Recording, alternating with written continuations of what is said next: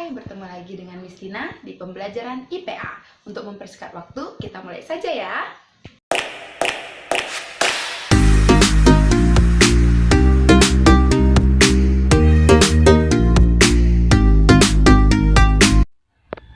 Hai, bertemu lagi dengan Miss Tina di pembelajaran IPA. Hari ini kita akan membahas mengenai pelestarian flora dan fauna. Sebelum kita membahas cara-cara pelestarian flora dan fauna, kita perlu tahu dulu nih, ada lembaga apa saja yang bertugas untuk menjaga kelestarian flora dan fauna. Kita punya Kementerian Lingkungan Hidup dan Kehutanan, serta ada Badan Lingkungan Hidup, ada WWF, ada International Union for the Conservation of Nature and Natural Resources. Jadi ini adalah badan-badan yang bertugas untuk mendata serta melacak persebaran flora dan fauna di seluruh dunia. Khusus untuk Kementerian Lingkungan Hidup dan Kehutanan serta Badan Lingkungan Hidup bertugas untuk mendata flora dan fauna yang ada di Indonesia loh. Kemudian ada juga beberapa lembaga lain seperti Greenpeace, kemudian Rainforest Action, Friends of the Earth, dan National Geographic Society. Jadi lembaga-lembaga ini juga membantu dalam mendata kelompok flora dan fauna serta memperhatikan kesehatan flora dan fauna dan juga lingkungan atau habitat dari flora dan fauna tersebut. Nah, selanjutnya kita perlu tahu juga nih, apa sih arti dari kepunahan ya? Jadi, kepunahan adalah hilangnya keberadaan dari sebuah spesies atau sekelompok makhluk hidup. Nah, menurut IUCN ada beberapa istilah ya, yaitu ada extinct in the wild yang artinya flora dan fauna yang tidak bisa lagi ditemukan di alam liar, tetapi masih bisa kita temukan di daerah pelestariannya. Kemudian ada critical endanger yang artinya flora dan fauna akan mengalami kepunahan pada waktu dekat. Ada endanger, flora atau fauna yang memiliki resiko kepunahan tinggi di waktu mendatang. Ada juga vulnerable, artinya flora dan fauna yang dikhawatirkan dapat mengalami kepunahan. Ada near threatened atau flora dan fauna yang mungkin terancam punah.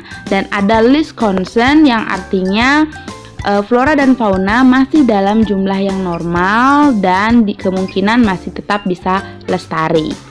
Dan kenapa konservasi lingkungan itu penting? Nah, konservasi lingkungan sangat penting ya bagi kita karena dapat menurunkan laju kepunahan flora dan fauna di bumi.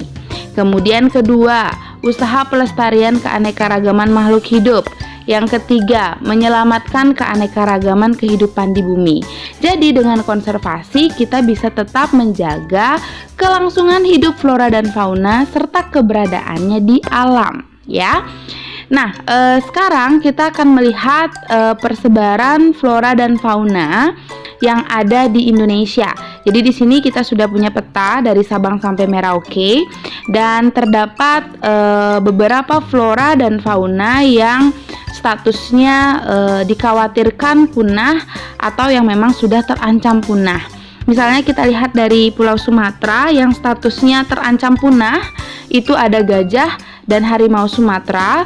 Karena lihat dari segi populasi ya, gajah populasinya hanya sekitar 2.400 sampai 2.800, sedangkan harimau Sumatera kurang dari 400 ekor. Dan ada flora yaitu Rafflesia arnoldi juga dikhawatirkan dapat mengalami kepunahan.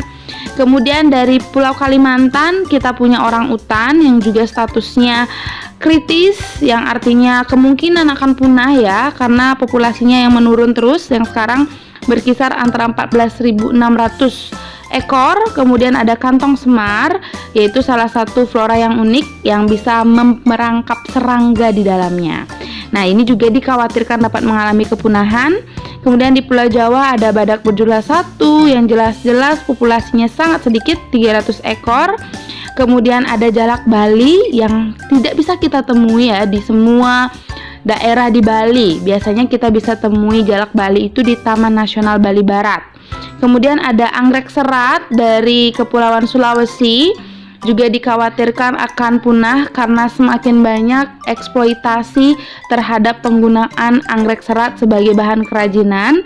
Kemudian dari perairan Indonesia kita punya penyu dan hiu yang sudah dalam fase kritis karena populasinya semakin menurun akibat pencemaran dan polusi lautan serta juga penangkapan liar ya. Kemudian ada ikan pari juga terancam punah karena semakin rusaknya lingkungan laut. Dan juga kita punya cendrawasih di Papua yang juga dikhawatirkan dapat mengalami kepunahan karena perburuan liar. Nah, adapun penyebab kepunahan flora dan fauna adalah bencana alam, kompetensi antar spesies, overeksploitasi, populasi manusia, penyakit, dan perusakan habitat. Secara bencana alam, ya bisa terjadi perusakan habitat atau rusaknya lahan tempat tinggal flora dan fauna. Kemudian kompetensi antar spesies, jadi ini perebutan makanan dan tempat tinggal oleh spesies-spesies tertentu. Kemudian ada overeksploitasi, penggunaan secara berlebihan oleh manusia. Kemudian populasi manusia, bertambahnya populasi manusia ini dapat menyebabkan pengurangan jumlah hutan atau tempat tinggal dari flora dan fauna. Kemudian penyakit yang bisa menyebabkan pandemik atau kematian massal terhadap suatu spesies, dan perusakan habitat yang tentunya dilakukan oleh manusia, misalkan illegal logging atau penebangan pohon secara liar. Jadi hal-hal ini sangat berbahaya ya, karena artinya akan banyak habitat dari binatang, dari tumbuhan yang hilang. Nah, kita bisa menyelamatkan habitat serta kelangsungan hidup flora dan fauna dengan cara melakukan konservasi spesies dan konservasi komunitas. Konservasi spesies artinya kita berusaha menyelamatkan makhluk hidup endemik atau makhluk hidup yang hanya hidup di satu wilayah saja ya. Sedangkan kalau konservasi komunitas itu melestarikan makhluk hidup yang beragam spesies dalam satu ekosistem. Pelestarian atau konservasi spesies bisa kita lakukan dengan cara pelestarian in situ. Artinya merawat makhluk hidup tersebut di daerah aslinya atau daerah asalnya. Sedangkan pelestarian ex situ kita dapat menjaga atau merawat makhluk hidup tersebut di luar habitat aslinya. Dan hal ini bisa terjadi jika habitat asli makhluk hidup tersebut telah rusak. Jadi kita bisa membuatkan habitat baru untuk mereka. Nah, sekarang kita akan memperhatikan contoh-contoh dari pelestarian in situ adalah berupa penangkaran, kemudian taman nasional, cagar alam, hutan lindung, suaka marga satwa, kebun raya, kebun binatang, dan taman safari adalah merupakan pelestarian secara ex situ. Jadi misalkan kita sering berkunjung ke Bali Zoo. Ya, jadi Bali Zoo adalah merupakan pelestarian secara ex situ yang dibuat oleh manusia. Oke, waktunya sekarang berlatih ya. Di sini kita akan bermain tebak-tebakan. Jadi Miss Tina punya sebuah clue di sini. Jadi kalian tebak ya, kira-kira taman nasional apakah ini ya? UNESCO menjadikanku sebagai taman nasional terbesar di Asia Tenggara. Aku ditetapkan sebagai situs warisan dunia oleh PBB pada tahun 1999. Satwa yang menjadi ciri khas di kediamanku adalah kasuari, cendrawasih ekor panjang, dan puyuh salju. Aku berada di sebuah pulau di bagian timur Indonesia. Nah, kira-kira taman nasional apakah yang dimaksud? Jadi kalau kalian sudah tahu, silahkan langsung tulis jawabannya di kolom komentar.